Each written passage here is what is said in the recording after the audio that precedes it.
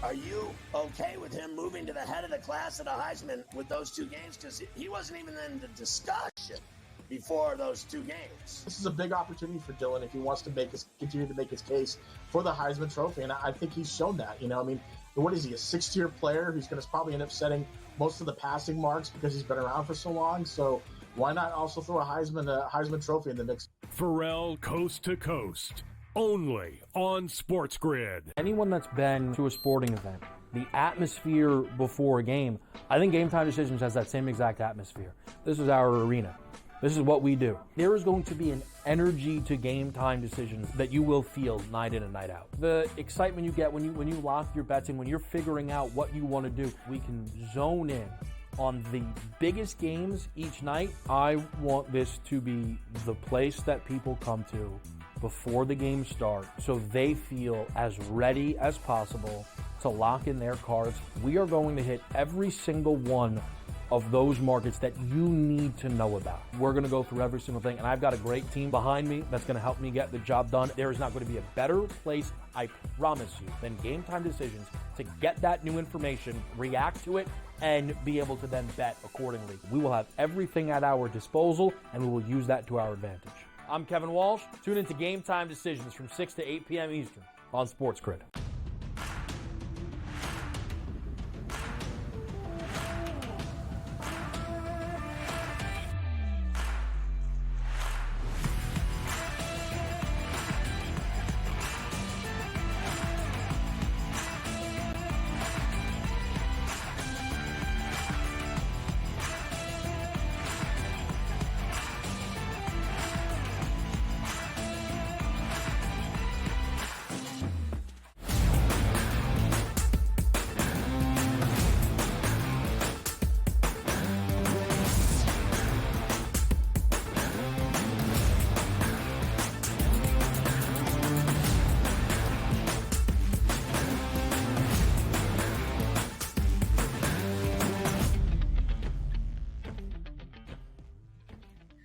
Time to rise and grind on the early line, Sirius XM channel 159 right here on the SportsGrid Network. It is a fantastic Wednesday morning and a lot of action to get to. Donnie Rightside, Dubs Anderson. The next 3 hours, we have you covered on every single hot topic you're going to need, whether it's the NFL, whether it's the World Series continuing, whether it's injury updates, trades going down, and the NBA action on the court here, Dubs. It's a Wednesday. We're ready to rock and roll. Got to be real, Donnie. Didn't get any sleep last night. Absolutely pumped up, motivated for a happy update. There's too much going on in the sports and sports wagering world right now, Donnie. That game last night, I know we're going to get to, absolutely got me in my feels. We're still alive in the World Series, baby. Let's keep it rocking and rolling. I love that, too, because it gives us an extra day of content to sort of go back and watch what we saw, but also be able to flip it forward to tonight. And then maybe we'll get, Wednesday baseball into Friday baseball in Game 6 out in Los Angeles. Let's get to the 7 and 7, the hottest topics across the sports landscape, which was last night in the Bronx, New York. The Bombers, Dubsy, finally came out. They played 11 runs in an 11-4 victory over the Dodgers. And I got to tell you, if you were at Yankee Stadium last night watching that game to start, of course, Freddie Freeman went yard to give you a 2-0 lead, and a sweep was underway, but not so fast. 5 runs compiled by the Yankees, by the end of the third inning to take control of this game. The bats came to play. The fans tried their best to rip baseballs out of players' hands last night, but the Yankees were victors last night in the Bronx. You love to see the pinstripes avoiding that potential sweep. Yeah. Luis Hill was out there on the bump. He was far from fantastic, but it was a case of the offense finally showing up there in Game 4 to force a Game 5. We're still looking for Aaron Judge, but this game had a little bit of everything, including Mookie Betts getting tackled up against the fence to steal that ball from his grasp. But great to see it. I think they got a really good chance coming up for Game 5 again here. And for the Dodgers, Freddie Freeman, I thought he was injured coming into the series, Donnie. Certainly hasn't looked like it so far. Yeah, we'll talk a little bit later about Freddie Freeman's chances to win an MVP of the World Series, which are now listed, even though the Dodgers lost last night, at a minus 900 price. Garrett Cole back on the mound. We'll handicap that game just a little bit later. But a great night in the Bronx for Yankees fans. You get to see baseball once again tonight with a chance to possibly see Game 6 with your ace on the mound in Game number 5 tonight. Let's keep it moving in the NFL. Big news came down yesterday. Anthony Richardson to the bench. Joe Flacco into the game. Anthony Richardson usually had heads to the bench, Dubs. Why? Because he's injured. Not this time. You take a look at that Adam Schefter tweet here. He's in. Flacco ready to go. Can he lead the Colts into the playoffs here, Dubsy? I think he can, and I think they probably should have started with Flacco. This is a sign of the times where these young quarterbacks are given, I guess 10 games, 9 games to sort of try and prove themselves and to see if they're NFL ready. But I guess the big takeaway was last weekend, Richardson getting it downfield and then coming to the sideline saying, hey, coach, I'm not ready to go for that next play, saying I want to sit this one out. Not a good sign towards the rest of your teammates. It hasn't been a good showing. He hasn't done enough. And here's Joe Flacco. What is he? 36, 37 years young, but can still mix it with the best of them. He gives them the best chance on Sundays. By the way, we are looking at Anthony Richardson. The interesting part about this, he was the number 3 overall pick. We knew coming into the pros that he was a little bit raw, but my goodness, all the talent is there. Make no mistake about it. This wasn't just, hey, I wanted to tap out in the middle of a football game. He hasn't been playing well. There's got to be some other underlying issues that we don't know about, whether it's film study, working hard in practice, because it's very rare when your kid – look, he's not playing awful football, but he's not playing great football. And Joe Flacco certainly is not the franchise, guy that you're going to be looking forward to over the next 2 to 3 seasons. There has to be a lot more there. But the Colts said, you know what? Business decision, Dubsy. We're trying to win football games. Joe Flacco gives us the best chance to do that. What a shame here for the Texans. Coming into the season, one of the teams I certainly wanted to highlight, you take a look at C.J. Stroud, an excellent quarterback. They're 6-2 in the season, probably going to win their division. But Stephon Diggs now out for the season with an ACL tear. Absolutely devastating news here. Nico Collins already on the IR trying to fight his way back from a hamstring injury. Tank Dell now the leader in the clubhouse here. How does this affect us moving forward with the Texans, Dubs? It's a massive blow for the Texans. They've certainly got a bevy of superstars when they're at full health. I mean, they're going to have to lean on the run game. Joey Mixon has looked a lot stronger, but for Stephon Diggs, All-Pro, 7th in the NFL for catches this season, was sitting there second in receiving yards for the Texans, so was one of the primary threats for C.J. Stroud. Not good. Was going to be a free agent at the end of this season, so had a lot to play for, a lot on the line. Peak of his powers, if you will. Massive blow for Houston moving forward. Yeah, Nico Collins is fantastic. Hopefully comes back sooner than later and is healthy. Tank Dell, we know he's a very good wide receiver, but boy, he just had that veteran in the room, that former number 1, just to try to stay the course and help you out in the playoffs. Not going to be there. It'll be interesting, Dubsy. Next week, we do have the trade deadline in the NFL. Let's see what the Houston Texans actually do there. Because why? The Ravens, they're making moves. They're taking wide receivers. Deontay Johnson from the Panthers basically got him for free. I love this move, Dubs, because he's not a true number 1, which I didn't want to see the Ravens get, like Devontae Adams. You say, Donnie, why would that happen? Everybody would want Devontae Adams. I just want that identity of the Baltimore Ravens to still be on the ground. They add another wide receiver. There's no reason why this Ravens team now, built for the remaining parts of the season and into the playoffs, cannot be effective and possibly get to the Super Bowl now, Dubsy. This is why I couldn't sleep, Donnie. I mean, did the Ravens offense just get even better? I know it's going to lead with that rush attack, but 452 yards of offense per game, the best in the NFL right now. Unbelievable stuff. You look at the weapons that they've got to work with. You look at Derrick Henry, the season he's putting together, Lamar Jackson, one of the short choices there for the MVP. You're throwing the likes of Flowers, Bateman, your tight ends likely. Mark Ingram's looking fantastic again. So Deontay Johnson, this is a fantastic ad coming across from the Panthers. The Ravens getting set to roll in the back half of the year.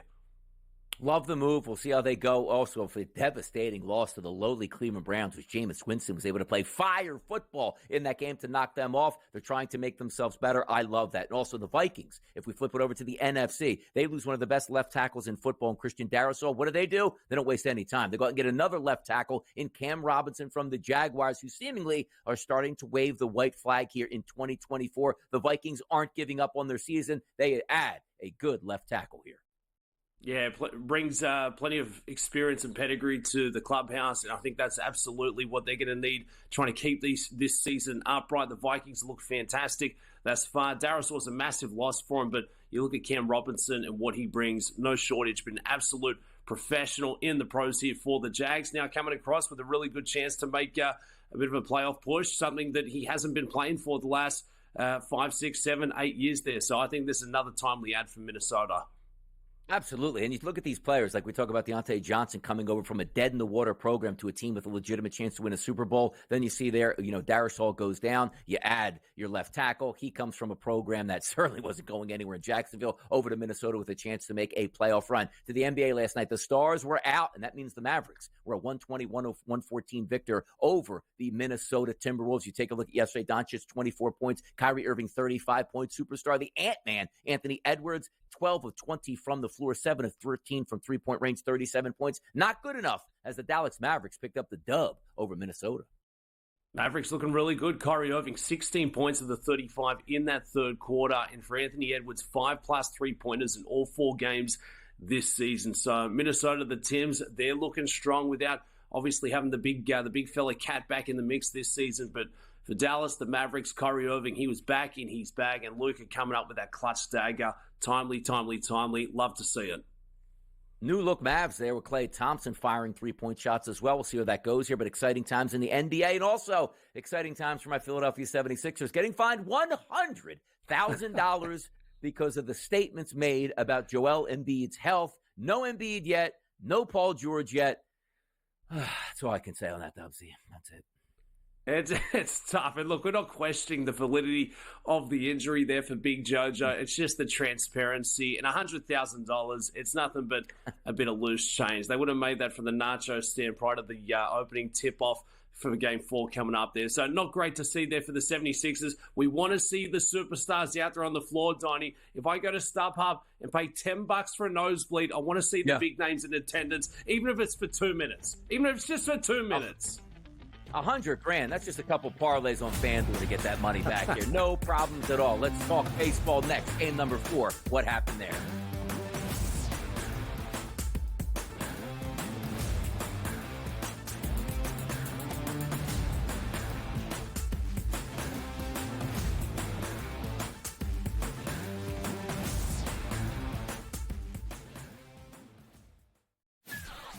That kid on the 2-point conversion play was wide open on the right side of the end zone, and the kid threw it about 15 rows over his head. People crystallized Georgia and Alabama. They put them on the shelf above everyone else, and they're just not there this year.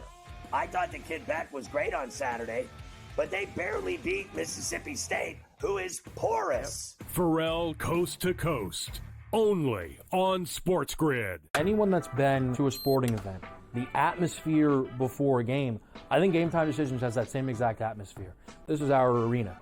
This is what we do. There is going to be an energy to Game Time Decisions that you will feel night in and night out. The excitement you get when you lock your bets in, when you're figuring out what you want to do, we can zone in on the biggest games each night. I want this to be the place that people come to before the games start so they feel as ready as possible to lock in their cards. We are going to hit every single one of those markets that you need to know about. We're going to go through every single thing, and I've got a great team behind me that's going to help me get the job done. There is not going to be a better place, I promise you, than Game Time Decisions to get that new information, react to it, and be able to then bet accordingly. We will have everything at our disposal, and we will use that to our advantage.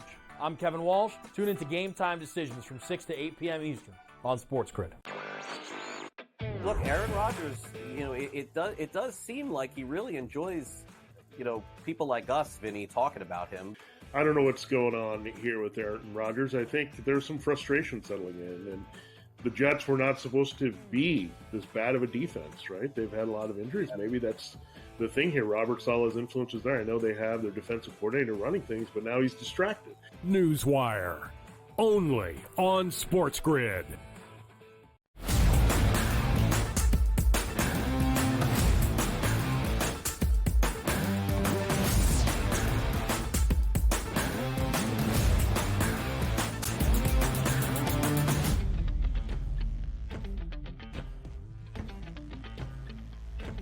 Dubsy did very well in the betting markets last night with game number 4. And I am a baseball fan. And if you live to fight another day, which means you get another day of baseball, I absolutely love that. And we have that today. Why? Because of an 11-4 game yesterday where the Yankees beat the Los Angeles Dodgers finally to extend this series to at least 5 games, which will take place tonight at 8 p.m. in the Bronx. But if you go back to last night, boy, oh boy, like if you're a Yankee fan, like, you know what, we're probably not going to win this series, but can I at least get a good baseball game that I can cheer on, and maybe we can push this to game number 5. And right away, was it any surprise? Freddie Freeman, it's a 2-run home run in the first inning to take a 2-0 lead, and Yankee Stadium was absolutely silent, and rightfully so. But the Yankee bats really showed up and put the game away in the 8th inning by plating 5 runs based on Gleyber Torres' 3-run blast. I loved what I saw of the Yankees. There was a lot of fight last night, and if there is any silver lining, my goodness, Aaron Judge finally with a base knock last night. It's got to feel good. The Yanks get the victory 11-4. Their ace gets on the mound for game number 5, Dubs. What did you see last night from that Yankees-Dodgers game?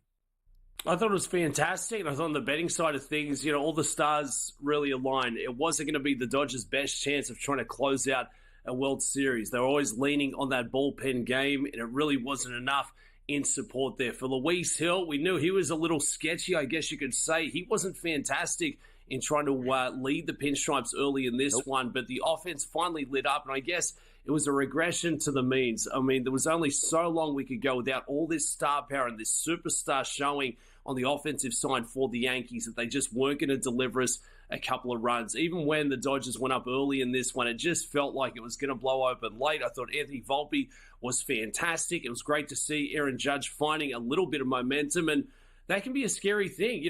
I think we forget how close Game 1 was going in favor to the Pinstripes, and this series would look a lot different. Next swing, next at-bat is all that matters, and for the Yankees, they keep this series alive. They've got a really good chance coming back here this evening for Game 5, so things you love to see. I thought it was fantastic. You want to see a bit of offense and star power, but, I mean, full credit and flowers where flowers are due. Freddie Freeman has been fantastic. I completely avoided him like the plague in the MVP market coming into this series, Donnie. The rumor was, the word was, we could see that he wasn't at full health getting set to play in the World Series off that back foot, but he has not lacked any kind of power. He has been fantastic for the Dodgers, and if they are to go on and close this thing out, Freddie Freeman, hats off to you, sir. But this is what it's all about. Game 4, Yankee Stadium. It had a bit of everything, including that fanfare with the fans getting involved, trying to steal that ball away from Mookie Betts. And the best part about that for me, Donnie, was that apparently this was the plan for the fans. They ever said, if this comes in our way, we're going to defend our ballpark and play for our team. So this was a whole thing that one of them was going to attack the ball, the other was going to go for the other head. And hey, look, they got it. Fan interference in New York, something that we've seen before way back, it was the 1990s against the Baltimore Orioles. I think it was Jeffrey Mayer out there in the left field or the right field seats stealing a home run over Tarasco, which was hilarious at the time. There was no replay. They let the home run go, and he lives in Yankee lore. I don't know what these two guys down that right field line will live in Yankee lore, but maybe it's one of those things where they set the tone for the Yankees, and if the Yankees come back, you always look back at these two guys trying to peel the baseball out of the glove of Mookie Betts. But this game, I believe, Dubsy, was sided in the bottom of the 3rd inning, 2 outs, bases loaded, Anthony Volpe's grand slam. Let me tell you something here, Dubs. He grounds out, flies out, or makes an out there. I'm not so sure, even though you had a long way to go in that baseball game and it was only 2-1. But that put life back into the Yankees there, the excitement here, and then which gave them the ability to hang on in this game and also played, as we said, 5 runs in the bottom of the 8th inning. If we were looking at, here's what's so amazing about the World Series. Like, you expect that when you have a chance to close out the World Series in the opposing team's ballpark, you go with a bullpen game. And I understand it's today, it's this day and age, it's just what happens. Kasperi gets the start in this game,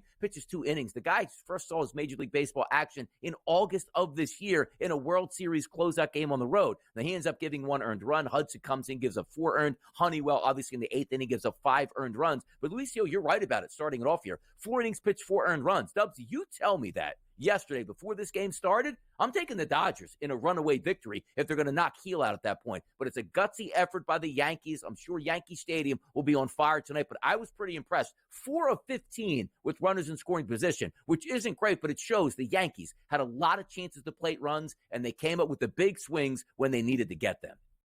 And Donnie, momentum in any sports betting, it's a wonderful thing when it's in your favor, but when you're trying to play against it, it absolutely seems like an impossible feat. And it looked like that's what the Yankees have been trying to go up against. It wasn't so much the Dodgers have been fantastic. They just couldn't find that spark. And suddenly putting up an 11-piece there for Game 4, getting the win, getting the fans into this one. Game 5 back at Yankee Stadium. It is going to be rocking and rolling. And maybe that was the catalyst, the impetus to turn this series on its head, turn this thing wide open for the Yankees. You got to like your chances. I took over 5.5 games, Donnie. I want to see this thing go the distance. I want to see it at least come back out to the West Coast. But for the Dodgers, now they're suddenly playing catch up, and they're not going to have the better of the starting arms coming up here for Game 5. So the Yankees, they stepped up. And what scares me, Donnie, is, look, they've still got plenty left in the tank. We didn't see all their star power finding that top offensive stride. If they can't ready to rock and roll again, we could have more runs flowing in. No, we should, too. And you take a look at that lineup, and I know it's not much. Aaron Judge hitting 152 in the playoffs, but got a walk yesterday, got an RBI, got a base hit. If you can just get him going in the middle of that lineup, just to see him get base hits here has to feel good for him, the fans, and also the team itself. Now, granted, Shohei Ohtani, a little bit limited with that shoulder injury. He gets a base hit yesterday. But Garrett Cole is going to be on the mound tonight. That is your ace. That's the guy you just wanted to get the ball in his hand again to try to extend that series. So, Dubsy, let me ask you this question with Aaron Judge. Are the vibes coming back for Judge, or he's showing some life here for you? Absolutely. I make the comparisons, for a hitter compared to a golfer who's maybe lost that mojo, that confidence with the flat stick. Sometimes it can look like a beach ball, and other times it can look like a marble, like a ping pong ball. But for Aaron Judge, he'll take enough from that, a bit of confidence, and he can tell himself, next swing, next at-bat, that's all that matters. He's coming off a decent game. He can only build on that. And I tell you what, Donnie, on the plus side, he can't get worse. He can't do less than what we saw in the first 3 games. More of the same from Game 4. Watch out. The Yankees could be heating up. You're absolutely correct here. Now, in the next segment, we're going to recalibrate the World Series. Is there a chance the Yankees can win it? Who's going to win MVP? Come on back with us. It's the early on a Wednesday morning. We'll talk about it next.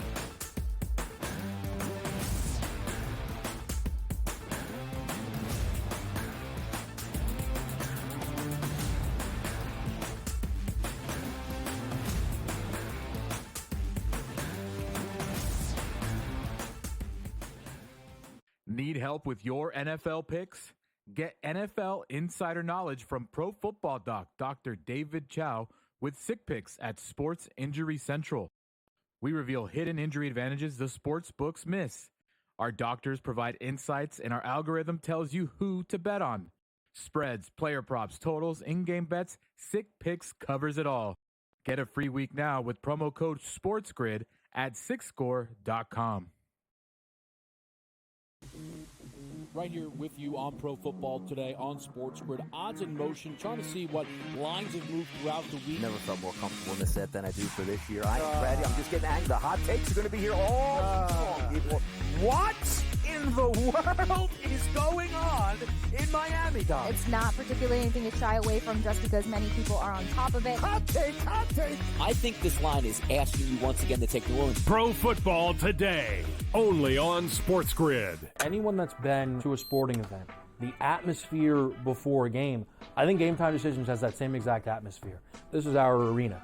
This is what we do. There is going to be an energy to Game Time Decisions that you will feel night in and night out. The excitement you get when you lock your bets in, when you're figuring out what you want to do, we can zone in on the biggest games each night. I want this to be the place that people come to before the game starts so they feel as ready as possible to lock in their cards. We are going to hit every single one of those markets that you need to know about. We're going to go through every single thing, and I've got a great team behind me that's going to help me get the job done. There is not going to be a better place, I promise you, than Game Time Decisions to get that new information, react to it, and be able to then bet accordingly. We will have everything at our disposal, and we will use that to our advantage.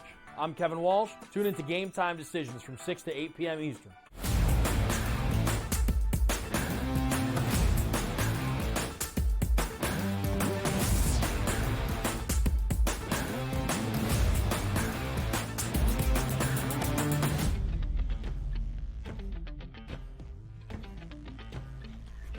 We're going to get a game number 5, Dubsy, tonight in the Bronx. Now, we're going to handicap this game a little bit later in the show, but I wanted to recalibrate the World Series to see if there are options for the Yankees to come back against the Dodgers. Because quite frankly, entering into game number 3, I didn't think there would be, or excuse me, game number 4, I didn't think there would be a game number 5. Even though the Dodgers were throwing a bullpen set, there was no life in that Yankees locker room. You sort of understand what's going to happen in the rest of the series. Now, also, maybe it was a blessing in disguise where last night you were throwing Luis Gil. Hey, just give us what you can. Can we just get to game number 5 where Gerrit Cole is going to take the mound again? We can win that game, take it to game 6. Maybe the pressure flips back to the Los Angeles Dodgers. So the World Series odds as they sit today on the FanDuel Sportsbook, the Dodgers still a heavy price at a minus 950 to win the series. The Yankees at a plus 660 price. Games 6.5. It's still heavily priced and juiced to the under at minus 360, which means we would need to get to game number 7 to cash that ticket. And then the spread on the series, the Dodgers obviously still a heavy favorite, minus 1.5 games, heavily juiced at minus 350. Let's start with the odds itself.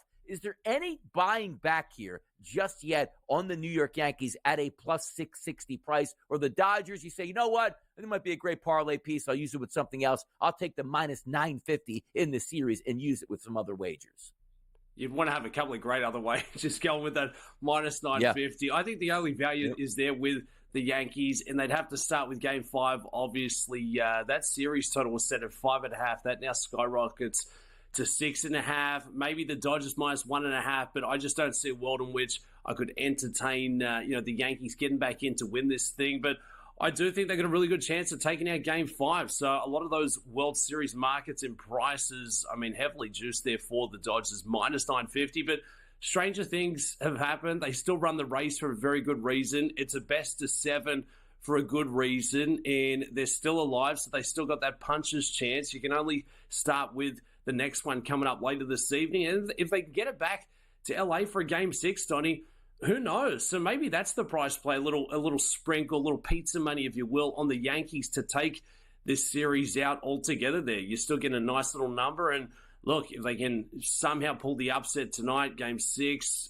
I turn it back to game 1. It wasn't like Dodger Stadium was so tough of an environment for the Yankees to play, and they weren't fantastic, and they lost the decision in the 10th inning. So the Dodgers needed absolutely everything. If you can win 2 on the bounce, it's going to be a lot of momentum coming back to the West Coast. So I would argue on the odds board, the World Series prices, the Yankees potentially hold a little bit of value, but outside of that, you're paying a lot of juice for potentially a bit of a squeeze. Yeah, you are. And if we take a look here at the series correct score odds here at the FanDuel Sportsbook, 4-1 Dodgers, which means they win tonight, is a plus 116. Oh, it just so happens on the FanDuel Sportsbook, it's a plus 116 number tonight for that team to actually win, which would be obviously moving forward. Now, 4-2, 4-3, 4-2, 4-3, and 4-3. I almost said 4-4, which obviously would be impossible here. The 4-2 Dodgers at a plus 195 price is really interesting to me because I don't think the Dodgers win tonight. And you can get a pretty penny there if you pick the Dodgers winning in 6 games once it gets back to Chavez Ravine. Once again, 4-1 Dodgers if it closes out tonight. That's the Dodgers underdog price just to win the series. But I do think 4-2 is an interesting number, plus 195. Or do we get frisky, Dubsy, and go to a game 7 and say, you know what? I'll just take both sides of game number 7, plus 550, plus 660 in that series. How about that? Ooh, boy. Yeah, find a couple of different positions, Donnie. That's what it's all about. We live in a little. And look, I was stomping my feet about the World Series prices. That's the best way to find a bit of value for coming into game 5 here. A little exacta. How many games are we going to see? I think it finishes in 6. I think the Yankees get the win here tonight. They pick up 2 on the bounce, bring it out to the West Coast, and let the Dodgers celebrate in their ballpark. Maybe we get it the full slate. I tell you what, Donnie, if you look at awards getting a full game 7, a full complement for the series, you'd have to be also looking at the Yankees of taking that thing out back at that big price. Let's look at that MVP odds market. As we said, Freddie Freeman, a minus 900 price to win MVP, followed by Volpe of the Yankees. If they win it, 17-1, Judge 32-1, Soto 34-1. Is it Freddie for you can never say never. Like if the Yankees end up winning in 7 games and, Judge hits 2 home runs every single game from here on out, maybe that changes things, but it's hard to go against Freeman. If you did, who would it be, Dubsy? It'd have to be probably Volpe from what we saw last night. If he's going to get the flowers for getting the win in Game 4, he's going to have to do something again in Game 5, Game 6, and Game 7. You have to have your winner on the winning team, obviously. So Freddie Freeman continues to fly, minus 900. You've lost that price. If you think the Yankees are alive and can get back into this one, look towards a Volpe or Stanton. Stanton, what a slow runner. Unbelievable, Donnie. Oh, man. Come on. Come on, man. Get some speed out there in the base pass. Talking about speed at quarterback, it's Anthony Richardson. He ain't playing anymore. We'll talk about that, too.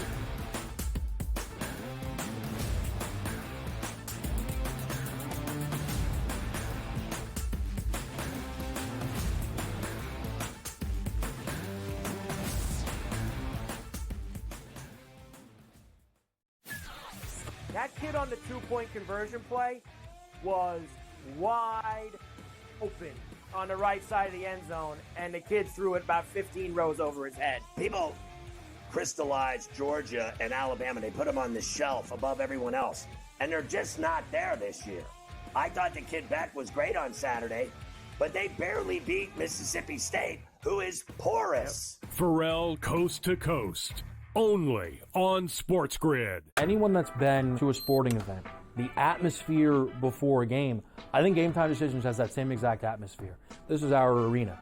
This is what we do. There is going to be an energy to Game Time Decisions that you will feel night in and night out. The excitement you get when you lock your bets in, when you're figuring out what you want to do, we can zone in on the biggest games each night. I want this to be the place that people come to before the game starts so they feel as ready as possible to lock in their cards. We are going to hit every single one of those markets that you need to know about. We're going to go through every single thing, and I've got a great team behind me that's going to help me get the job done. There is not going to be a better place, I promise you, than Game Time Decisions to get that new information, react to it, and be able to then bet accordingly. We will have everything at our disposal, and we will use that to our advantage. I'm Kevin Walsh. Tune into Game Time Decisions from 6 to 8 p.m. Eastern on SportsGrid. Look, Aaron Rodgers, it does seem like he really enjoys, people like us, Vinny, talking about him.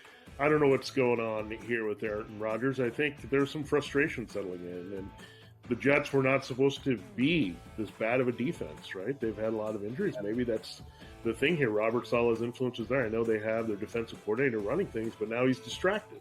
Newswire, only on SportsGrid.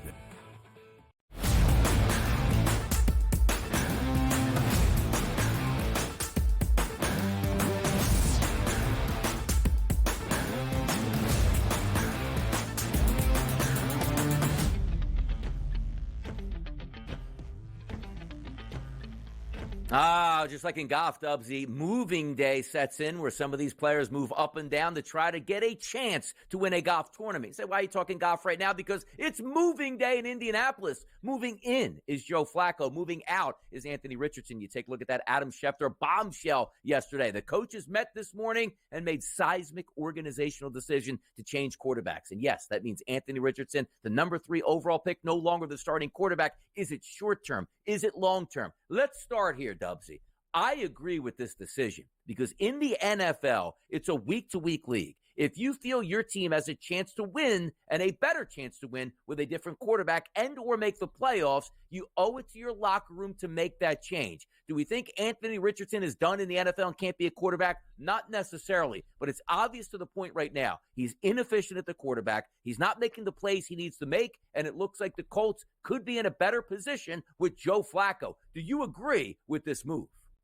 Absolutely, yeah. And Joe Flacco, he's going to come in ready to rock and roll. We saw that last season when he took over the duties late. I think it's unfortunate, but it's a sign of the times that the only key metric or stat that matters in the NFL is the win column. And for the Colts to have put themselves in a really good position off the back of some decent play from Anthony Richardson, they've got to be looking around and saying, Flacco is going to be that guy for us. Richardson, he's only 22 years of age. He's put up some decent numbers. He's certainly a tremendous athlete. He's made some silly decisions at time. I don't think it helped his stock from what we saw last week, leaving the game, putting his hand up, saying, I was a little tight on that one, coach. Can I sit out a play and then go back into the mix? Doesn't really send a great vibe across the locker room. But what has he done on the field has been decent, I would say, at best there. But I think it's tough, Donnie, for a young quarterback, you want to see what you're working with. You're trying to take that gamble and saying that maybe we've got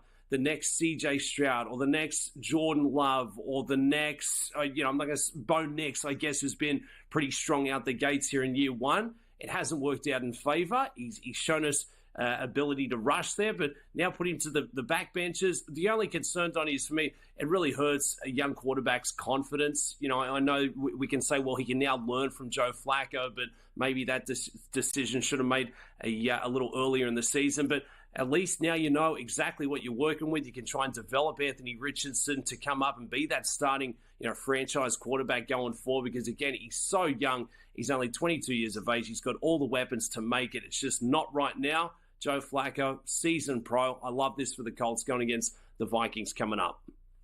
And also, hear me out on this. Like Anthony Richardson can serve a purpose on this Colts team if he isn't the starting quarterback. The same way I talk about the Pittsburgh Steelers, Dubs, where I say to myself, you know what? Russell Wilson is a great quarterback from 20 to 20. But if those red zone struggles continue, Justin Fields is the perfect player to put in short yardage situations. He can make plays with his legs. The same thing with Anthony Richardson. You tell me you put Anthony Richardson in on the 3-yard line with Jonathan Taylor in the backfield, that's automatic touchdown after touchdown after touchdown. But here's the reason why the move was made. It's not so much that you get really bad quarterback play, but it's the easy plays that you're not making where it's like, hey, there's a guy running wide open here. Just make the simple throw 5 to 7 yards down the field. If we look at this season and we remove that Pittsburgh game, which went 3 of 4 for 71 yards, but then got injured and missed the next week there. Look at the other 4 games, Dubsy. Against Green Bay, 17 of 34, which is 50%. Against Chicago, 10 of 20, 50%. Against Miami, 10 of 24, 41%. Against Houston, 10 of 32, 31%. And look at the passer ratings, 41, 39, 59, 48. The QBR ratings, which are based on 100, 30, 19, 18, and 40. Like, you're just putting your team behind the 8 ball, and you take a look at the standings here in their division in the AFC South. It's a miracle that they're 4-4 with that type of quarterback play. Now, the Texans sit in the lead at 6-2, but this is the sign where I think it's a healthy organizational decision. The one thing you have to understand is the owner's going to make a lot of these moves. Say, wait a second, we drafted a guy number 3. We're going to play him all out. But when you get the head coach, which is Shane Steichen, who's a wonderful offensive coordinator in Philadelphia, I think is a very good head coach. He just needs a quarterback to execute his offense. You don't need the big boom play. You don't need the 30-yard run of the quarterback, the 65-yard touchdown pass once in a while. I just need you to make the simple throws, and Flacco should be able to do that. So for me, Dubsy, I love this move because it says to the locker room, we're trying to win football games, and that's all you can ask for. Absolutely. And Donnie, there's still going to be room in the NFL to develop young talent. You cannot expect these quarterbacks coming out of college to just have an impact day one.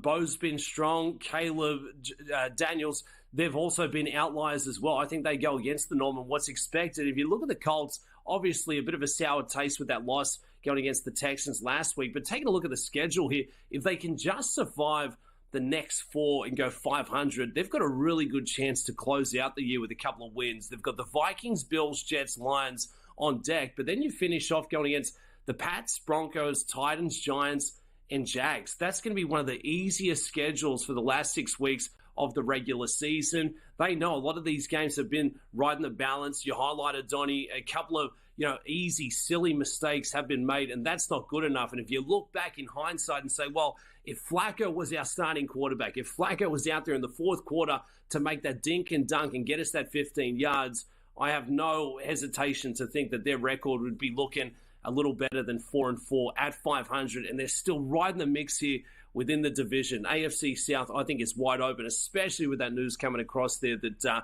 the Houston Texans now not going to have Stephon Diggs, a little banged up. They're only going to lose a bit of steam going forward. So, Joe Flacco, welcome back to the big leagues, my guy. This is a salty, seasoned veteran who has done everything when asked of him before, and you've got to imagine he's going to be ready to rock and roll again here.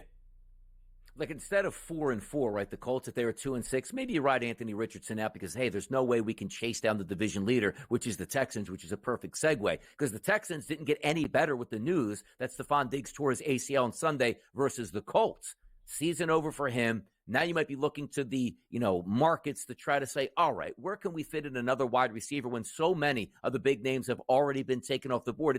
You never wish injuries earlier in the season, but maybe if Diggs tore his ACL 2 weeks ago, you could have made a move for one of the top flight names. Now you still have Nico Collins. He's coming back, one of the better young wide receivers in the NFL. Tank Dell is certainly a very good piece, but Stephon Diggs sort of tied it all together for me for the Houston Texans. They sit at 6-2. Is their season over? Absolutely not. Do I still think they win the division? Yes, I do. But the fact of the matter is that top-end ceiling really gets hit a little bit with Diggs' injury here. Now, it is only one player. It's one wide receiver. I get it. And you can replace him and try to get some of that production in the free agent market, should I say unrestricted free agent market, and also in the trade markets here. But if we are looking at the Houston Texans overall, win totals there 11.5, a massive favorite still to win the AFC South, but a devastating injury nonetheless here to the Texans here, Dubs.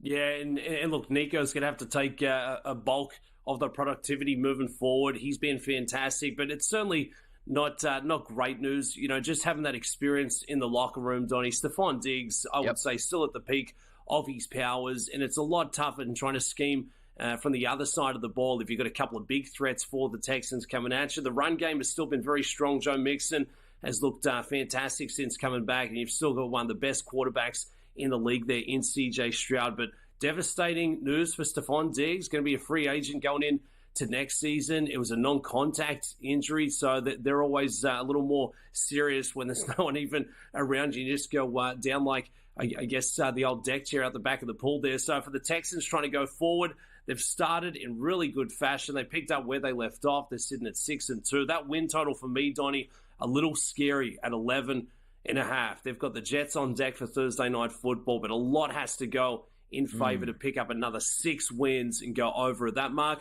I still think they're the team to beat in a lackluster division, but can we pick up another 6 between now and the playoffs? That's going to be big.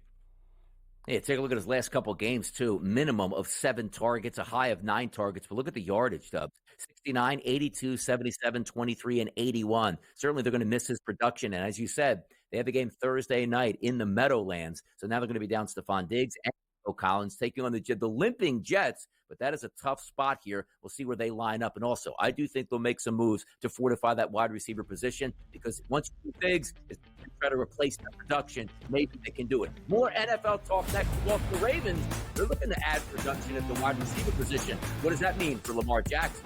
Next.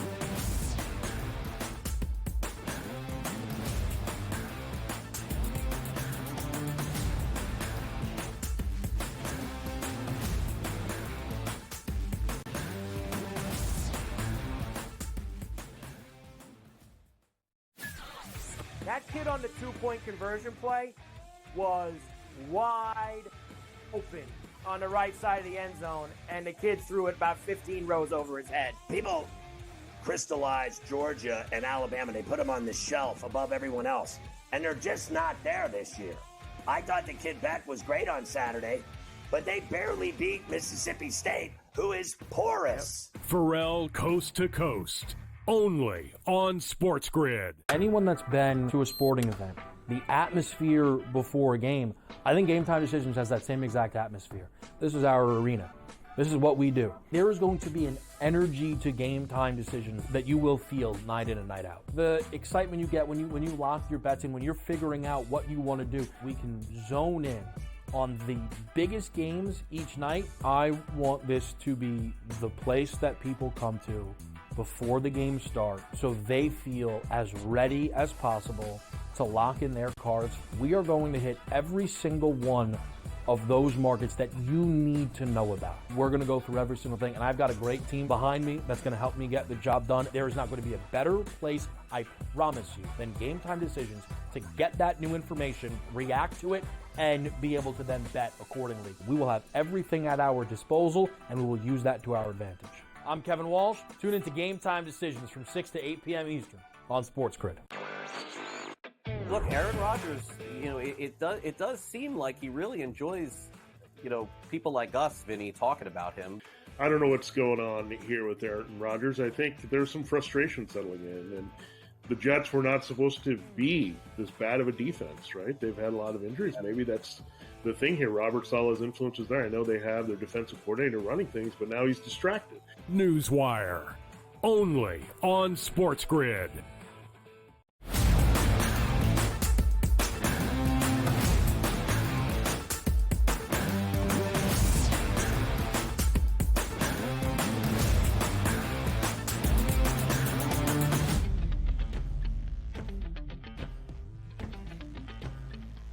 Making moves to try to fortify your team. Many NFL teams will do that before the trade deadline hits next Tuesday. And one of those teams that's actually making moves is the Baltimore Ravens. Did they get a true number one wide receiver? No, but they got a very good piece here. Adam Schefter tweeted yesterday, Carolina is sending wide receiver Deontay Johnson to the Baltimore Ravens, which means the white flag comes up in Carolina. Understandably, Deontay Johnson, who was a very good player, had a couple issues with drops with the Pittsburgh Steelers, signed a lucrative deal down there with Carolina, now lines up in Baltimore, which is interesting to me because you add another piece to the puzzle, Dubsy. Instead of getting into it deep right now, what were your first thoughts on Deontay Johnson headed over now to the Baltimore Ravens? It's a spoil of riches now for the best offense in the NFL. It's always going to be that run-heavy offense, but certainly not a bad addition here. Deontay Johnson never going to be that true one, but you really don't need him to be. And for the Ravens to continue to roll at this point of the season, you could make the argument one of the best teams. Another fantastic wide receiving option there for star quarterback Lamborghini Lamar Jackson. You look at some of the other compliments we've got in the likes of Zay Flowers, you've got Bateman, you've got arguably the best 1-2 punch with your tight ends in Mark Ingram, who's looked fantastic. He's suddenly getting a lot more looks than Isaiah Likely. You've got the best running back, maybe the best season we've ever seen from a run game there with King Henry, Derrick Henry. So for the Ravens, you've got to love this addition. Not good for the Panthers there to lose one of their star pieces, but obviously it's been time to sell the farm there for a very long time. So I love this pickup for Baltimore. Deontay Johnson, we're talking about teams who have got that depth, teams who are trying to fend off the old injury struggles coming into week 9. Certainly not the case here for Baltimore, who look fantastic at this point of the year. Love it, too. You look at the AFC North. The Pittsburgh Steelers still in first place at 6-2. The reason being why the Ravens aren't 6-2 is because they lost a game against the Cleveland Browns, which you can't do. But any given Sunday, we know that's certainly a possibility to happen. But if you are looking at let's just say the depth chart on offense for the Baltimore Ravens, it's good. Like the offensive line, we understand. A big mash unit there built on the running game. But if you're looking from a quarterback position, maybe the best in the game, one of the best in the game in Lamar Jackson. Maybe one of the best, if not the best in the game, running back there in Derrick Henry. 3 wide receivers in Johnson, Flowers, and Bateman that can all get loose deep, and also younger players with good legs here. Likely a tight end to go with the veteran Mark Andrews. I love the look of this offense. And also, just getting back to that point saying, well, wouldn't you rather have Devontae Adams get that true number one? No. Because, Dubsy, I don't want to lose the identity of the Baltimore Ravens, which when you get to the playoffs, it's colder weather, chilly temperatures. You got to be effective on the ground, not necessarily be a high-octane pass offense, which for some reason the Ravens tried to do in the AFC Championship game last year against the Chiefs. But for my money, I like this move because it doesn't mess up the balance of offense, but adds an extra piece here, and we'll see how he gets ingrained into that offense. Because if we're looking at the Ravens' numbers here, team win total, 11.5 on the season. To win the AFC North, a minus 195, even though they're not in first place right now. I agree with that. An AFC title plus 330 and a Super Bowl title at plus 650. Moving forward with the Ravens here, the AFC North, they're favored almost at a 2-to-1 price here. Do you agree with that number, even though the Pittsburgh Steelers currently sit in first place in that division? Yeah, absolutely. And you look at what we're working with, for the Baltimore Ravens, you look at what Mike Tomlin has done now with the Danger Russell Wilson, a quarterback. I think the Steelers will lose a bit of steam, not to say that they're going to drop off completely. But for the Baltimore Ravens, I mean, when you're built with this kind of depth at this point of the season, you're really not going to go backwards in a hurry. They got caught with that look-ahead spot last week. I think they're in a very dangerous spot again going against the Denver Broncos, but I think they take out the North. I love them for the AFC title at plus 330 and a plus 650 for a Super Bowl. The same question is going to remain once we make it into the postseason in the playoffs. It's not going to be the run game. It's not going to be, do they have the wide receivers? Do they have the horses to lean on? Can that defense step up and be elite like we've seen over the last couple of years? It's going to be Lamar Jackson. Can he make the right decisions at the clutch times of all these big games? We haven't seen it thus far in the playoffs. It's been a really tough assignment for him going against KC. This is going to be the test, and we're not going to know that test, Donnie, until we get to the playoffs. Love their win total. I love them in the regular season. Lamar Jackson, make or break. For me, it's all going to be what happens up top between the years. Can he make the smart decisions at the critical points? And a pretty manageable schedule as you move forward. Now, the thing that we always love about football is sometimes you have backloaded schedules here with some of the teams that maybe if you played early in the season could have decided things. You got 2 games against the Steelers, still left to go where the Steelers are in first place. But you're right, a Broncos team that certainly isn't an easy knockout punch. You say, well, Donnie, the Ravens got him at home. Yeah, we've seen the Ravens lose home games this year alone to the Vegas Raiders. Then the Bengals come on deck there, which is a chance really to throw another knockout punch or a haymaker at the Bengals themselves. And that Steelers game at 1 o'clock on November 17th. I got a good idea, Dubsy. That game is either getting flexed into 425 or flexed into the night game. That is going to be sensational television to watch. But we're right about this. Don't we usually have like some referendum sometimes? Like it just feels like the Ravens. You know Lamar Jackson in the regular season can be the best quarterback in football. He's done it 2 times already, looking for a 3rd MVP here. We know Derrick Henry is sensational. We know this team's capabilities at its best are one of the best teams in football. But it just feels like, show me in the playoffs, Lamar. Win games here. And I still can't get over that AFC Championship loss to a hobbled Kansas City Chiefs team where they had them dead to rights in their own building and just decided to go back to 1984 if it was the Miami Dolphins working with Dan Marino here instead of sticking to the ground game. So the fruits of labor should pan out, and I love the Ravens every year in the regular season. I'm taking them to win 12 games, Dubsy. That 11.5, give me the over right now. Let's go. Send it north there for the Baltimore Ravens. And Donnie, when we talk about rosters coming into a new year, new season, it was the 49ers. This is going to be the best offense on paper, and I think we will see that going through the regular season. I can jump in there for that win total with you, Donnie. Absolutely buying stock. The Ravens will be the team to catch once we play a little playoff football. I think there's value behind that win total. I like them in the AFC at plus 330. And yes, they are one of the best teams in football. But again, you got to get through Patty Mahomes, the Kansas City Chiefs. And we hate seeing the front runners, Donnie. We just don't want to see any team flying so high. This is going to be their chance.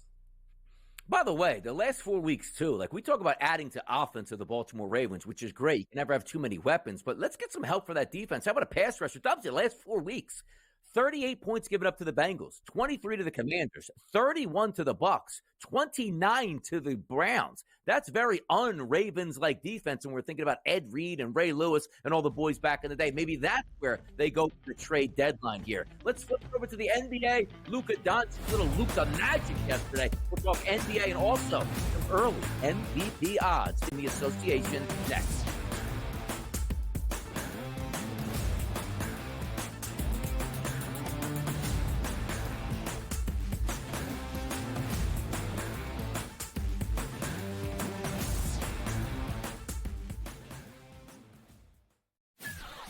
That kid on the 2-point conversion play was wide open on the right side of the end zone, and the kid threw it about 15 rows over his head. People crystallized Georgia and Alabama. They put them on the shelf above everyone else, and they're just not there this year. I thought the kid Beck was great on Saturday, but they barely beat Mississippi State, who is porous. Pharrell Coast to Coast, only on SportsGrid. Anyone that's been to a sporting event, the atmosphere before a game, I think Game Time Decisions has that same exact atmosphere. This is our arena.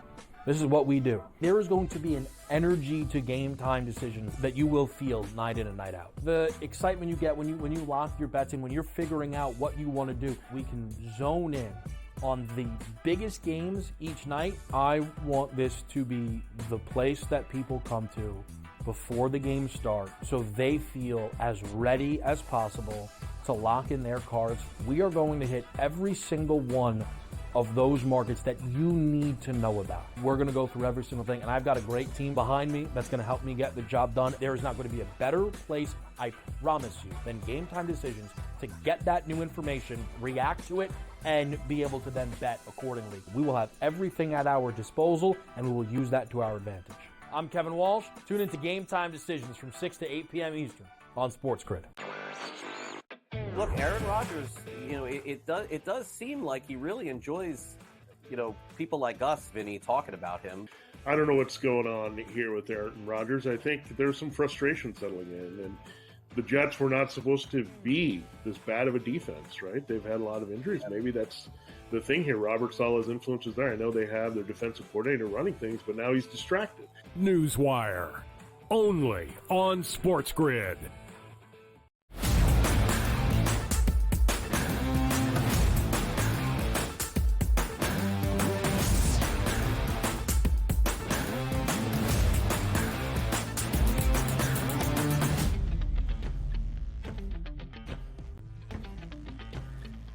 Over to the association, because yes, there are hot topics all around the sports world. I know the focus is on the NFL during the NFL season, and rightfully so. It just gives us unbelievable updates every single day. And by the way, Dubs, in the NFL, like I have off on Tuesdays. I always get a kick out of it. Like Tuesdays is the day for business in the NFL. So many hot topics drop throughout the day. I got to find myself on Twitter/X all day long just trying to keep up, which means, and look, if I'm commissioner of sports, Dubs, to be honest, I love betting the NBA. It's a lot of fun. But if the NBA could just start like Christmas Day or later, so I just have more time to focus on that, it would be better because I'm missing games out and watching day to day, like the Mavericks yesterday beating the Timberwolves 120-114. You look at this game, just the statistics alone. Irving, 35 points. Doncic, 24 points in this game. You flip it over to the other side. Julius Randle, 20 points. Edwards, 37 points. There's so many superstars in the NBA. And even if you have Luka Doncic yesterday playing 40 minutes, got banged up a little bit, but looks like he's going to be okay. 10 for 27 from the floor, 1 for 8 for three-point range. It doesn't matter. The Mavericks still picked up the 120-114 victory on the road last night. And they were grabbing 4.5 going on the road. The NBA, tough betting scenes early in the season here. But for Luka, he came up with that clutch dagger when they needed the most. Kyrie Irving was in his bag, putting up 35 points. Highlighted earlier in the show there, 16 of the 35 for Kyrie came in that third quarter. So they really started with a flurry coming out from the halftime break. On the other side of things, for the Tims, Anthony Edwards continues to wow and dazzle. This guy is the face of the NBA. He's an absolute bona fide superstar. He's missing Cat, but Julius Randle has looked fantastic since coming across, wearing the new uni there. But for Edwards, he puts up 37 points, 5+ three-pointers in all 4 games this season. That's the longest streak we've seen in team history there for the Minnesota Timberwolves. So fantastic stuff for Anthony Edwards. He continues to chirp out spectators and the fans. He shows us a bit of everything, but also the pizzazz out there on the floor. So it was a high scorer. The Mavs were grabbing points. And again, since Klay Thompson's come across there, it suddenly gives them that third punch, a little trifecta of threats out there on the floor, and another guy who can finish off these games. You know, for me, Donnie, when Kyrie came across to the Mavs, I always question the chemistry, the cohesion. How's it going to look when you've got 2 ball-dominant players late in these games? Kyrie Irving hasn't really had a great track record of being that clubhouse guy, but something about the environment, the vibe over there in Dallas, it looked fantastic last year. Klay looks like he's found a new home, and it looks like a bunch of good guys and good mates who are playing basketball together, and that's going to help going against some of the big teams in the association. And we saw it again there last night, now starting their new season, sitting at 3-1. They're looking like one of the powerhouses in the association. Absolutely, and anytime you have Luka Doncic on that team, he's always in that MVP conversation. So if we flip it over to the FanDuel Sportsbook, Luka actually is a 3-1 price right now, but he's not in first place on the odds leaderboard. That's Shai Gilgeous-Alexander. But let's start here. Entering into the season, it was Nikola Jokic, a favorite at a plus 430 price. Having a really good season once again. Maybe the Nuggets not having a great start to the season. He actually drops back to a 10-1 price. Now, the one guy that interests me a lot is Jason Tatum at that plus 550 price. When did he turn into being a clutch three-point shooter all of a sudden? Every time I used to bet him in the past, hey, Jason, make 1 3. No problem, Donnie. I'll take 9 threes, and I'll make one of those every single night. How about Jason Tatum plus 550, Doncic 3-1, Shai Gilgeous-Alexander plus 250? How are we feeling in the MVP market right now, Dubs? It's going to be a very fluid market. You know, if you like Jokic, it's not a bad buy low spot. We're just 4 games into the season and get him at plus 1,000. They're sitting at 2-2. They've won 2. They've lost 2. There's no signs of concern over there in Denver. They're going to steady the ship. And for Jason Tatum and the Celtics, you know, it's going to help his chances. They're the best team in the NBA. He's probably motivated off, that Olympics sort of put him on the sidelines, not giving him any game time. Head coach Steve Kerr there. But look, love Tatum. I think the only thing that hurts his chances is probably playing alongside some of those other superstars in Derek White. Brown obviously going to take a lot of productivity, and on some nights they're going to be that sharpshooter, that clutch playmaker, if you will, there. So this is a great market. I think any of the top 10 on this board is still going to be live. But SGA, Shai Gilgeous-Alexander, and what he does for Oklahoma City Thunder, OKC, night in, night out, seeing plenty of minutes, plenty of production. Without Josh Giddey, he's got his hands on the ball a little more, and you're looking for a team that's absolutely going to be in the playoff hunt. A young team playing really good basketball. SGA right in the mix. He's also got that durability. That's what we want to see for a season-long award. As Joe Lisa would say, you want a crypto smash play? How about Joel Embiid at 150-1 to win that MVP? The only question is he going to play more than 20 games this season and not qualify for the actual award? Our number 2 up next. The NFL, who's winning the Super Bowl? Dubsy and Donnie. We're going to pick some winners next.